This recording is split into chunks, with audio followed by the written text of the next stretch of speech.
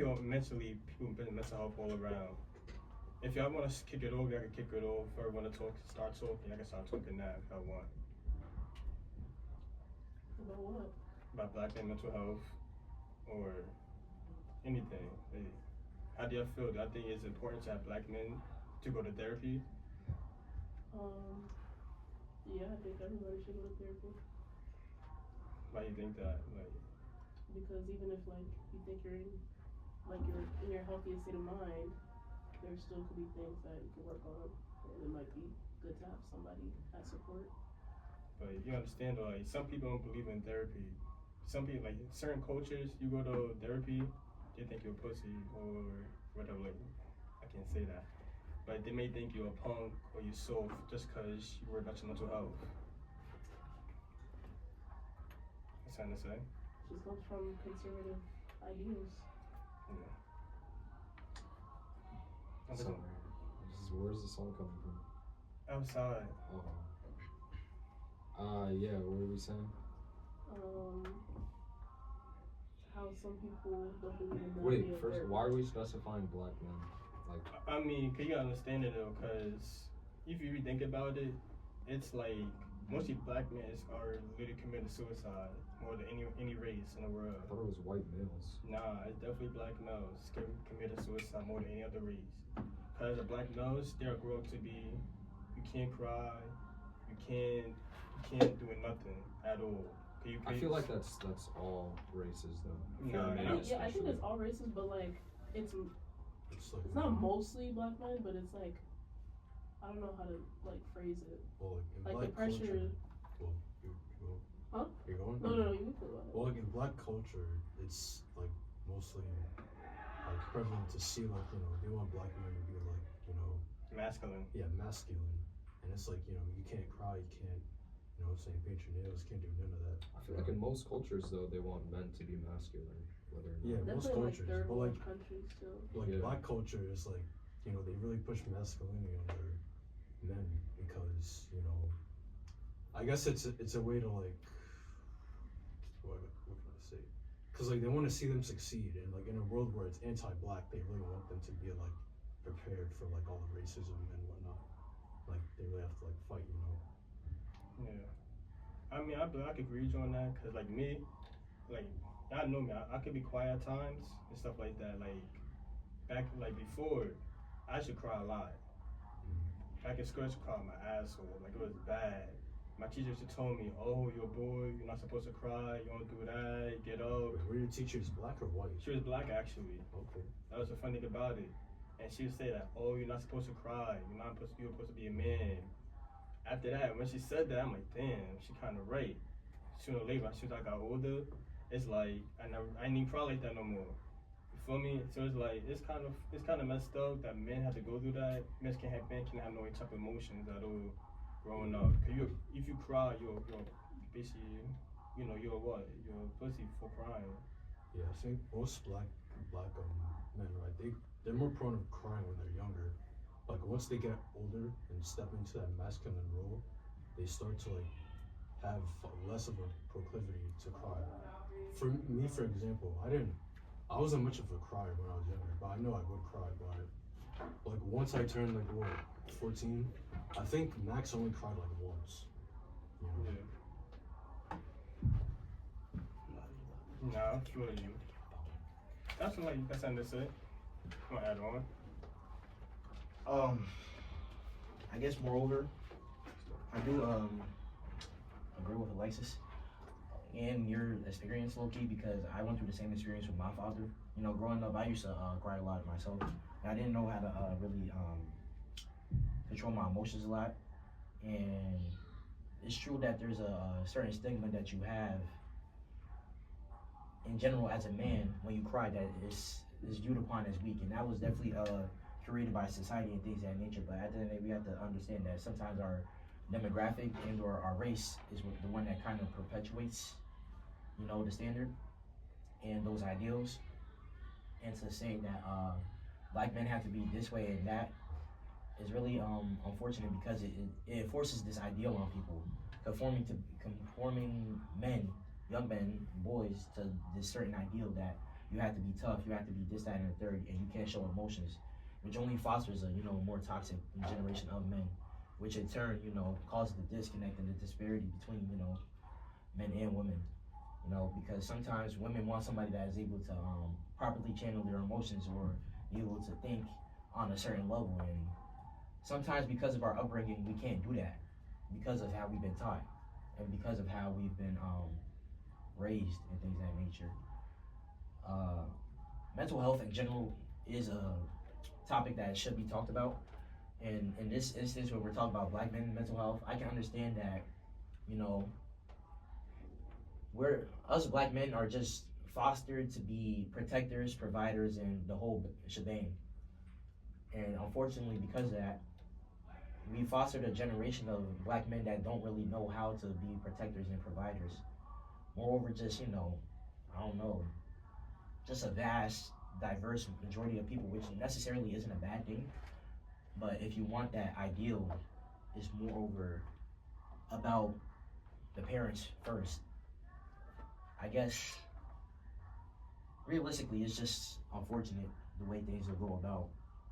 And I guess to truly continue the conversation is just like, for you when you was growing up and your teacher did that for you, did that to you, how would you say that it kind of like changed your psychological, effects on crying? I mean, I'm not gonna lie to you. I haven't been crying in a minute. I haven't cried. When she said, "Oh, men don't cry," men don't cry at all. That made me change. That made me stop showing my expression. Stop telling people how I feel. Stop literally trusting people. And really piggyback what you're saying. How women. The reason why most women what do is to talk to them. I mean, sorry to cut you off, but I kind of want you to build on that experience. Was it like, so would you say that when the teacher did that to you, was it traumatic? It was horrible. Right. The reason why it was horrible because I wasn't able to express myself. Right. I had to sit there and just take it. Pause. Right. I had to sit there and just take it, whatever like that. Right. And I'm like, bro, I can't do this. And it's like, that happened from literally, 4th, 5th grade, all the way to college. Right. Okay, think about it. That guy see me every day. I could be laughing, jolly, playing around, give people hugs.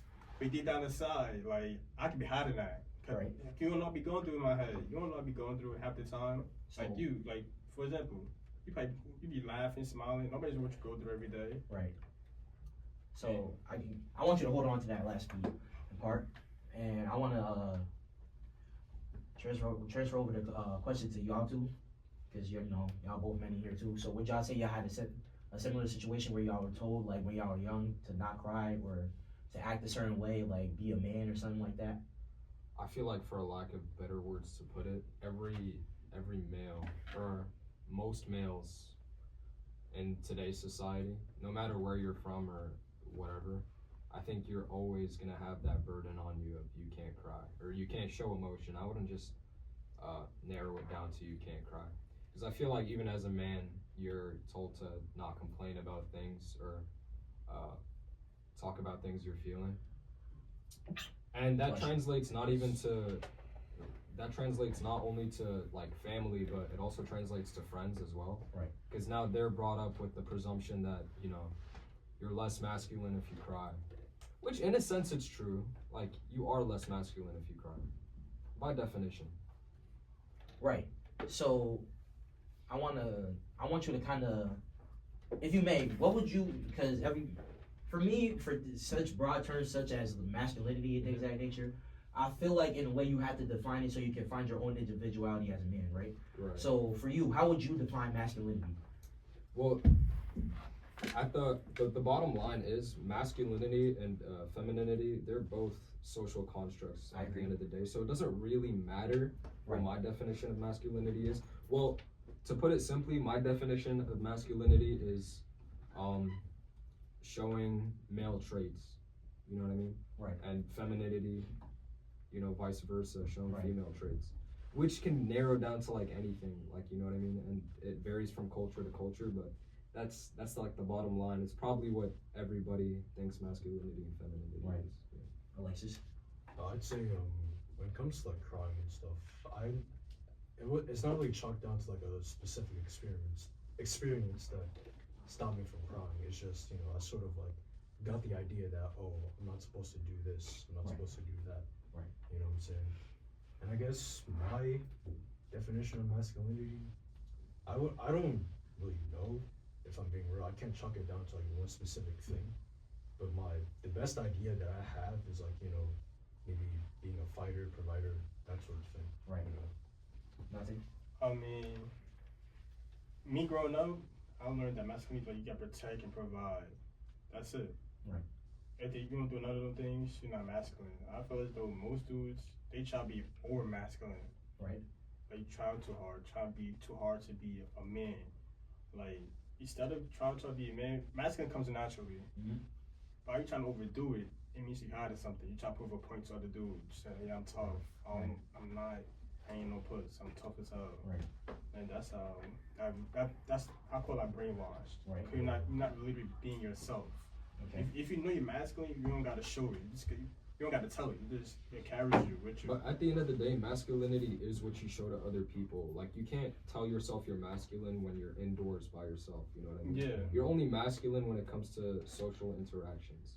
Right. In a sense, like, you can't really tell yourself you're masculine until you interact with somebody. It's really how you carry yourself. Or how you carry yourself and how you talk to people, the things you do in society in general. I think that determines what your masculinity is, I guess, and how prominent it is inside you. Right. I have a question for Jaden, and then I'm gonna return it back. So Dante mentioned something such as over masculinity, right? And I mean, not to really put you on the spot, if I may discuss your sexual orientation. Am I cool to do that? Cool. Right. Okay. Cool. Right. You're bisexual, of course, so you're interested in men, right? So when you see someone aiming to be over masculine or things of that nature, how would that make you feel? How would you view that person? Like a man or a woman? A man. Man. Oh wait, I'm a little confused. What does sexuality have to do with it? No, I was just. Oh, you was just putting me on blast. Not like that. Nah. Don't do that. No, I was actually confused. No, it was more. Over masculinity. What you're describing it to be is just toxic masculinity. Right. So you're asking for my viewpoints on it? Yes. I mean, like, it's basically what you said. I think men that portray toxic masculinity, I think they're a little bit fruity, because why do you have to prove yourself To other men. to other men, and why do you feel the need to prove it so hard? Right. And can I expand on this? I feel like the best way for one to determine their own masculinity is not to, like, you know, try overly hard to, like, prove they're masculine, but rather look at their own masculine inspirations and not necessarily like mimic them, but like sort of like draw from that, like try to like emulate that within your own life. Right. Like, for example, my idea of masculinity mostly stems from, you know, kind of cringe, but like maybe anime characters. I'm inspired to like not necessarily be like them, but like sort of carry like the way that they do things, and like try to make it into like, you know, my own sort of thing, if that makes sense. Right. You know. To build on that, I guess I would generally agree, or I would just get it from other like father figures within my life, or like men that I just knew that I was inspired by in general. Or even like historical figures. You know? Not even historical figures. I mean, like, not necessarily that, but like. yeah, I feel you. But like some like teachers or something like that. Anyone that inspires you, really. Exactly. That's who you should draw from, or anything. Exactly. Because inspiration, moreover, is more of just being inspired, drawing from it. You know, not really like emulating it. You're not but trying just, to copy it. Exactly. You're just putting your own twist on it. Yeah, that's your idea, and then like you take that idea, and, like sort of build on it yourself. Right. That's where you form your own individuality on the matter and things of that nature. So, go ahead. I had a question. Did you guys have a moment like a situation that changed you the rest of your life, that affected you mentally? Like one situation, you know, a kid. One specifically? Like in general, like when anything happened to you, like this affected you. Jeez, which one? No, literally, Yeah. there's a couple. Yeah, I mean, you feel comfortable, you could say each one. Like, you know, Like going every through. single traumatic experience in your life, right? I started. If you're comfy, if I want to know. So, I mean, I had my aunt, right? So, like before I should cry. She never changed. She literally, my mom do, she take care, but I was literally my aunt's son. Literally her son. She was there for me mentally, you know? And it's like, I saw her catch a stroke. Everybody's calling my phone, la la, hey yo, where you at, la la, cause nobody heard my aunt for a minute, all day. So my mother told me, aunt, she would go to the hospital. I saw my aunt on the ground, and she had an oxygen mask. Like, How old were you? I was like in 14, 15, if about to graduate middle school. And right, so I'm like, dang. So basically, it changed. And so like the experience I saw, it messed me up a little bit. So after that, I was walking around, stuff like that. Not walking around, I'm just thinking like back in my head, I'm like, damn, what am I supposed to do without her? So I sit here and I graduated middle school. As soon as I had my cap and gown on, she saw me. After that, she started busting out crying. I know I made her proud. A couple months later, like she passed away. And mind you, that's the only person that really didn't, like, what's the word? He really didn't judge me, yeah. Maybe even judge me really. So that was my door. I feel as though that really changed me the rest of my life. Cause that made me not open up to nobody. I probably pay back what I said. I could be happy as shit and give everybody hugs, tap your mom, make sure I'm feeling good, stuff like that. But then I saw like that's just my heart. Cause like without her, I wouldn't be here. So it's like, yeah. And how does it affect you to this day? It still affect me. In my opinion, I still haven't healed yet at all. It still bothers me to this day. I have my moments when I do cry. I could laugh, I don't give a fuck. I have my moments when I do cry. I think about her middle of the night. I go for my walks. I'm like, damn, I miss her every day. Yeah, I don't really think there's like no end to grief. It's something that sticks with you. Yeah, cause like the funny thing is like it's like me like I feel as though I feel better mentally if I visit her gravesite. If I see her gravesite, then I feel as though I would actually heal like a lot. That's when I sit down, rain and snow, I don't care. I just want to sit down and see her, catch up on things. That's what I was going to do. Should do that. I should. Hopefully one day. I mean, is the gravesite just too far? Or like, It's far. It's literally far. That's what I was saying. How far? Like driving? Like 2-3 hours. damn. I mean, I don't care. If I go there by myself, catch a train, see her one time, just sit there, talk to her, vent to her for a couple hours, I would do it. Yeah, I'd say do like maybe like a few times a month. That's what I'm saying. You don't have to do a lot. That's what I'm saying. If I do that, I'll feel better a lot mentally. You got experience you want to share? Are you comfortable sharing? I guess it'll be more with the fact that I remember one time I was coming home from somewhere with me and my siblings and my dad. Me and my dad never had the best relationship. I think moreover he relates to my brother more than me. You know, they talk about sports, shit like that. I never was one of the niggas that come up like that. My fault for cussing. Okay. But one day we was talking about my little cousin, Alexis. No, his name is Godwin. Same name as me and shit like that. And we was talking about how like when we was coming up, he was always this rowdy ass little nigga and shit, always doing nonsense. And then He was horrible, bro. horrible, bro, horrible. And I remember my dad switched the topic up on me for some reason. Talk about how I was just bad, you know, things of that nature. And we was in the car and he just randomly decided to drop the fact that he just cause my mom used to be the main one that took care of us. My dad would just go to work and just come home and shit like that. But he just randomly dropped the fact that my mom was struggling, right? Taking care of me.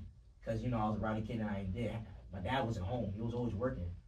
So my dad's first suggestion was to just send me away, you know, back to Africa. Not even back to Africa, because I was born here. And to just leave me there. And while they have a whole different family and things of that nature. And mind you, at this point, my dad never really tried to be in my life.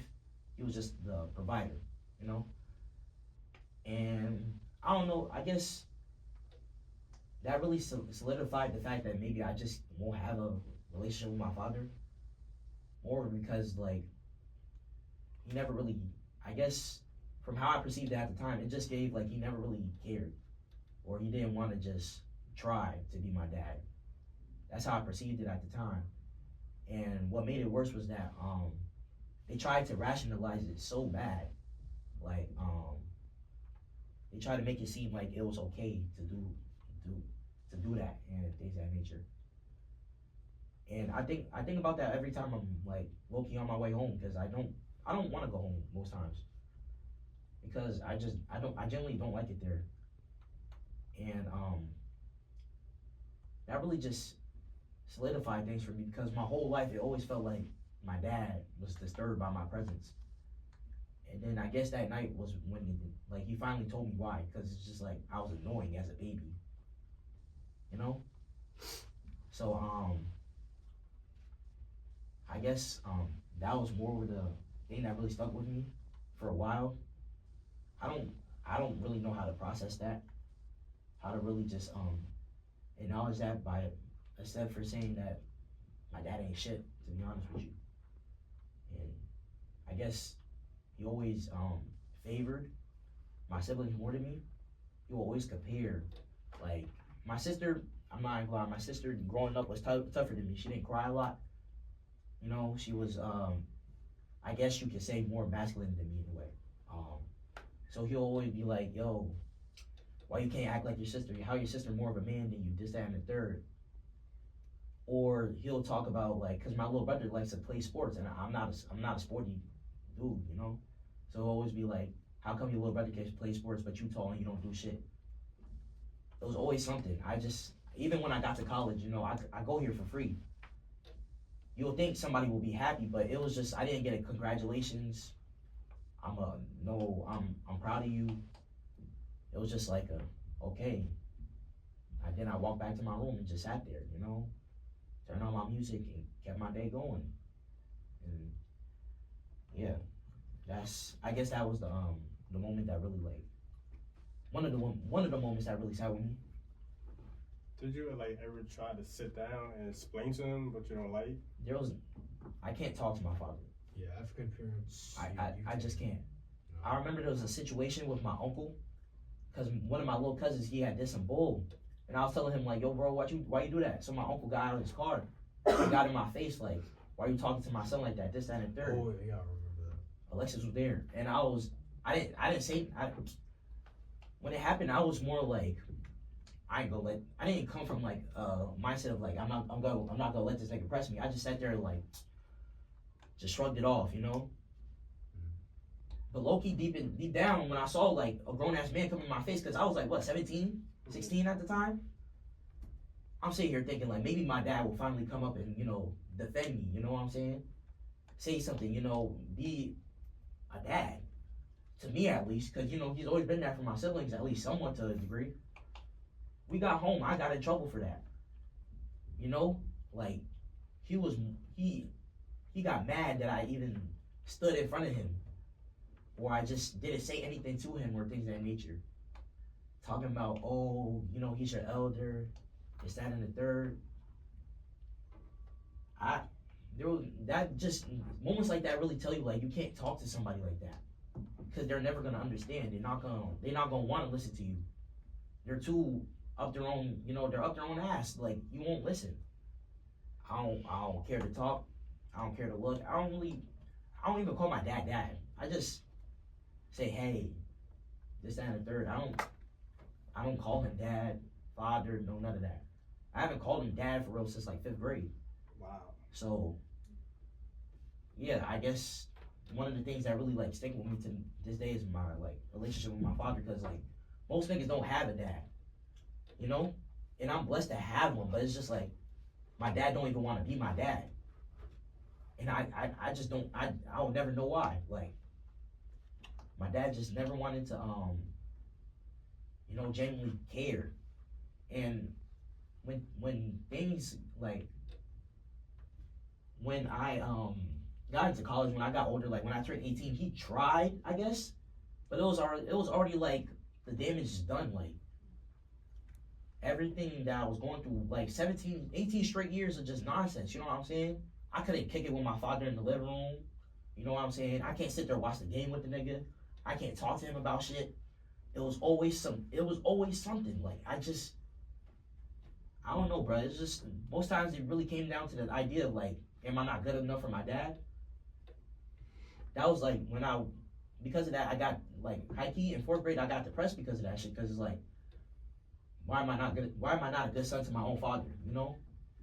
But it was just, I guess, you know, you deal with the cards you get dealt with. You know, you just live with the shit that you got. So. Would you ever forgive him? Like in the future, would you ever forgive him? I don't. Shit, I know I wouldn't. Shit. I'm not. I don't even think I'm mad at my dad. I think it's more often than not, I just accept my dad. It's not about forgiveness or nothing. It's just I accept that that's the type of nigga he is. So much so that I just, like, if you would describe my father as if you was something to describe my father, you would describe him as the traditional man, you know? And I'm not glad that's kind of the reason why I act the way I act, because I don't want to be nothing like my dad. So I stray as far away from that as possible. You know what I'm saying? I don't want to be like that. I don't want to be somebody that my kids, like, my dad will come home, me and my siblings will scatter out the living room. We don't want to be around him. I remember one night we was in the kitchen chopping it up with my mom, because like that's my mom, you know. My mom, she ain't the best, but she tries, you know what I'm saying? And he came in the kitchen, he was on some shit talking about some, oh, y'all talk to y'all mom more than me, this, that, third. I'm like, nigga, I wonder why. And I ain't say that shit to his face, of course. I don't got time for that nonsense, but like, I wonder why, because he always has something to say about me and my siblings. You know? I don't necessarily have I don't necessarily say I have like daddy issues or anything, because I worked through a lot of it, you know, therapy and whatnot. But it's still like, damn, you know, that's your father, nigga. Like, I'm him, just in a different form. You know, I may be taller, skinnier, probably look better than the nigga, but like, you know what I'm saying? Like, I'm you, and it's just like, you don't fuck with me, bro. It's just that simple. It's just, you know. I'm gonna add on to that too, cause like we kind of in a similar situation where with my father, like I tried with the bond with my pops. I tried. Like we bonded one time, a few times. For me, I said, yo, Dad, let's go to the gym, let's work out. He be like, nah. I'm like, yo, let's go outside, let's go play football, whatever. Like, nah. I'm like, damn. I'm like, me and my father bonded, I gotta say, at my life, 3-4 times. There's times where I do want to sit there and talk to him, but yo, I don't like how this is, out. But it's like, at the big age I am now, it's like, it's up to the fact, like, I'm like, the fact is like, forget about it. I don't even care no more. You feel me? Like, I salute to him. He brought me to my first strip club. You feel me? Yeah, like, it was funny. He brought me to my first strip club. Like, to be honest, I love him for that. Because that's one time we actually sat there and we actually bonded. Other than that, I actually want to do stuff with him. Like, let's go to, like, went to football games. That's about it. Like, I know, I always say, like, in my head, I know I'm not a perfect son. I know I'm not perfect, stuff like that. There's times where I just like, I'm proud of you. You get me, I'm proud of you, out of you, I swear I love you forever. That's all I want. That's it. Want to add on? Do you have a traumatic experience? I mean, not really, but I want to go in depth with like my father and shit.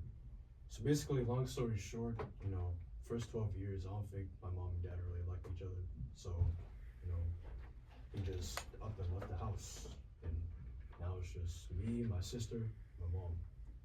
And now it's like, I don't know, I don't have much of a relationship with my father, but I know he has expressed that I do make him proud, because, you know, I'm smart, stay in school, good grades, I don't get in trouble, you know. And I think, you know, there have been some small times when we bonded, but they're not particularly memorable.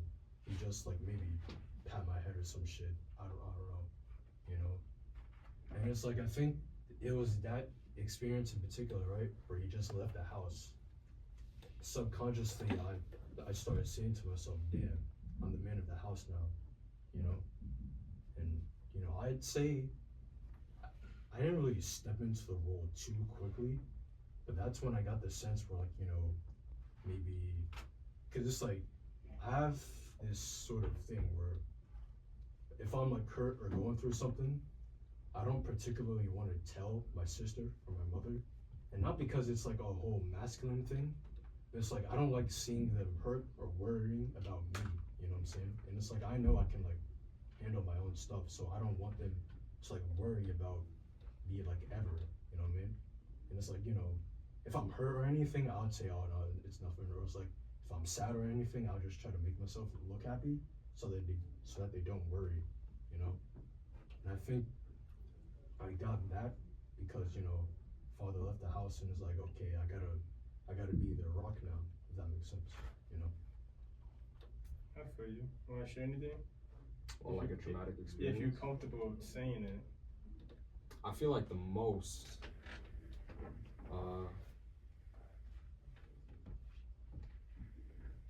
Go ahead. just continue. Go ahead. I feel like the most traumatic experience for me was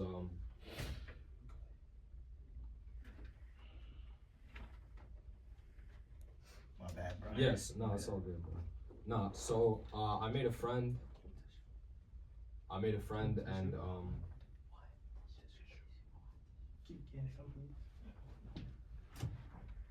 don't have an intermission.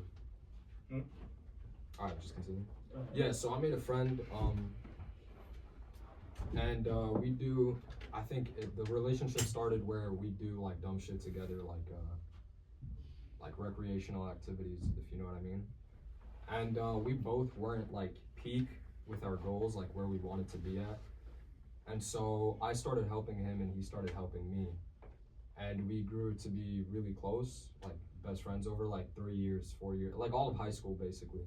We met each other freshman year. Yeah, so I helped him. We got in the gym together. He lost 100 pounds. He was looking better than ever. Got his grades up. I got my grades up. I got to play for a team in New York, and I still do. Because of him, I think we pushed each other a lot. And to cut to the chase, like he committed suicide. Like my friend committed suicide. And I think and at the moment, it was kind of crazy because he was living with a single mom and his sister, and so he was the only like you know, male figure in the house, if you know what I mean. And so to leave your family full of women, your home full of women, unprotected, and the girl's only 10 years old, it's sad. And I think the worst part was like I was included in his note, and it wasn't even like, it was too vague, you know what I mean? Like I was never given like a direct answer of like why he did what he did, and it hurt, especially since we grew so much together. And I think that I wouldn't be where I am right now, in the present, if it wasn't for him. And yeah, and in his note he said, he mentioned my name, and he said thank you for everything, and that he was sorry, he was apologetic for what he had to do. But it kind of struck me like with guilt, because I know I was a good friend in a sense, but if I was in my head, I was thinking if I was a good friend, he probably wouldn't have killed himself, you know what I mean? So yeah, that spins through your head, that guilt spins through your head, even though everyone knows in situations like that it's really not your fault, but you can't help but to think. And the night before he killed himself, we were on a FaceTime call, right? And the weirdest thing was, like, he didn't show any signs at all. You know what I mean? Not a single. He was laughing, we were chilling, whatever. It was like an hour call. Wake up next morning, and I get a phone call from his mother, not his, his aunt, that Tyler had hung himself. So it was, I couldn't really react. Like, I actually couldn't react. I didn't cry until 2 weeks later when I was at the funeral, where I had to speak in front of his family his extended family, all of his friends. And I was the only friend to speak there, you know, only person to speak there that's not family. And I got through the speech, and I looked at his face in the open casket, and that's when it really struck me. Like, that's not really him anymore, you know. It's his body, it's his face, but that's not really him anymore. And you could see the marking of the rope and everything, and I feel like that might have been the most traumatic thing. But it gets to the like the main point for me, why it hurt so much, was that if I had said something on that FaceTime call the night before, something that showed like my appreciation for him, or how much I love him, then maybe he wouldn't have done what he did. So to this day, I still feel guilt. I mean, it's still fresh, like it happened like 6 months ago. You know what I mean? It's still fresh, but for a lack of better words to say, you kind of have to be a man about it. You gotta move on. And so now, like, I try my best to help out. I tutor his sister. Sometimes I help like clean out his room. He had a bunch of shit in his room. And yeah, bro, that's my not most, but yeah, I'd say most traumatic experience. I got one more, if that's cool with y'all. So my father's father, which is my grandfather, right? Me and him, like, we had a special ass bond. Like, he lived in South Carolina. We actually built a farm from ground up. Actually built a farm. We had horses, you know, we had pigs, dogs, chicken, rabbits. Every day we used to call, actually tell her you watch SpongeBob every day. Every day. He always used to say, "When you gonna come see me, Dante? When you gonna come see me? Come see me?" And I say, I'm like, soon, Grandpa, soon. When I say soon, it's like I never make time for him to come see him, knowing he's getting older. And I wish I go back in time, I go see him again. Feel me? It's like he passed away around COVID time. I'm like, damn. I'm seeing him like it eats me up every day. I wish I went to go see him before. And he's saying that by me seeing him in the casket hurts. Like, it was killing me. Cause who wanna see their grandparent you have a special bond with in the casket every day? And especially, I didn't cry.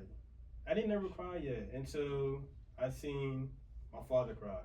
That's my first time I ever saw him cry since my uncle passed, honestly. When he cried, I'm like, damn. It's okay to cry then. I'm sitting there, everybody left. When everybody left, I'm sitting there, so I'm sorry, Grandpa. I'm sorry I didn't come to see you. I'm like, I'm sorry. And like, it hurts because you feel like, yo, what if I could go in the past? What if I could go in the past and go see him? But the problem is you can't, bro. I can't. It's like my grandmother did. I try my best to actually talk to her. Yeah. For me, put it like this, like, the reason why I did this right here, because I want people to know that you never know what people go through every fucking day. Yeah. You never know.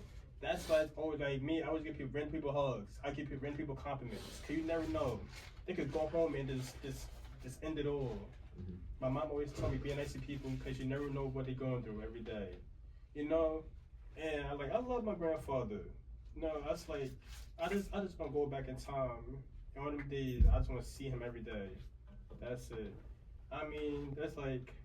Well, I think the best part, bro, is that you learned. You know what I mean? So now you know. Now you know that like everyone's time is limited in a sense. If I feel like as soon as my friend died, I was thinking like, what if I said just "I love you" one more time, right? Like, what would have made the difference, you know? And it wasn't even like he was going through something like that would even merit you to kill yourself. You know what I mean? It was just like depression, and that's something that, you know, everybody goes through, and some people just don't get out of it. You know what I mean? But what if enough people? What if just me? What if I showed enough appreciation? And I feel like I did, but clearly it wasn't enough. You know what I mean? And you just have to think, bro. You just have to think how do you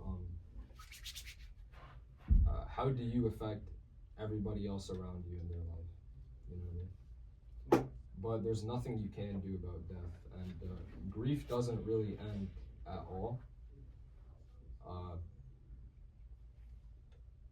hurts talking about it, but like, you know what I Yeah. mean?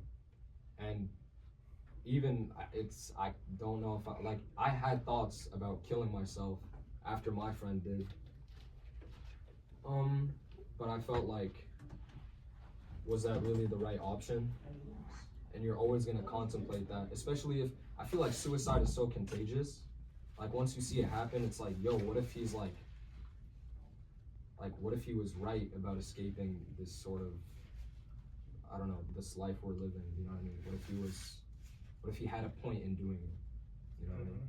And I feel like he did have a point, but it's not the kind of route that I want to go down through, and no one should. It's a disease, really. It is. So yeah, I'm out. This is like low key way too heavy. I mean, that's it for me. I love you guys. Thank you for telling your stories. Thank you for supporting me. You know, I mean, like I said, you got somebody you call them, and that's it. Love y'all. Love Thank you. you. You can. That's